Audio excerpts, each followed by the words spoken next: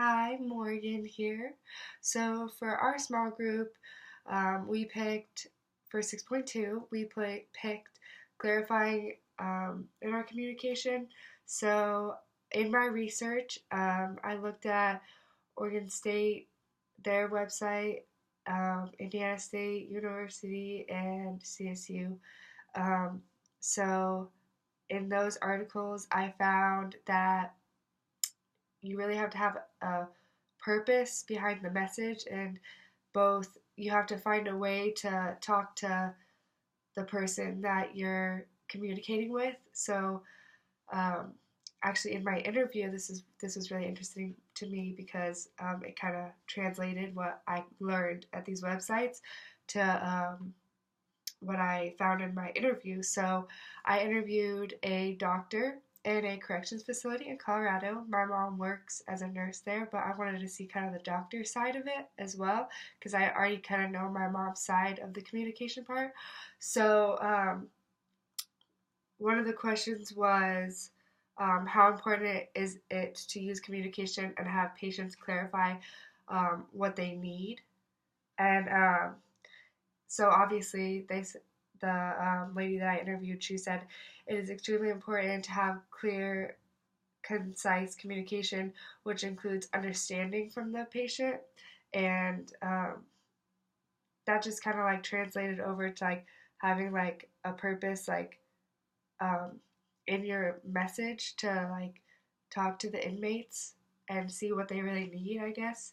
So that kind of was cool. And then what else? Um, Clarity in message is important to gain and understand facts or a situation where a detailed description is necessary.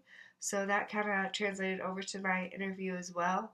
So, what is another question that I asked is what is the best way to tell patients if they need treatment or not? Excuse me. And the gal I interviewed said, first, you have to figure out the level of communication is a level of understanding the topic, and the best way to communicate is to make it personal. So trying to relate to them and like the symptoms that they're having and like what is best gonna benefit them and like how to treat them. So kind of just understanding and having a better understanding of each other will make it more clear. And then the third question I asked, if a patient isn't clarifying what they need, what do you do to make it clear?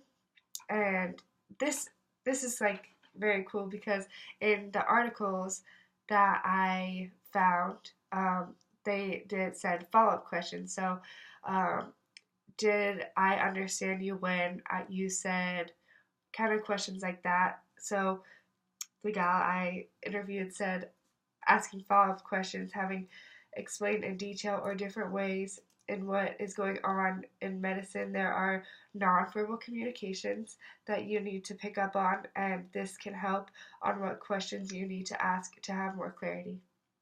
So, kind of observing the people as a whole and seeing what they need and um, I guess will help your more clarity. So this will help me in the end. So yeah, thanks.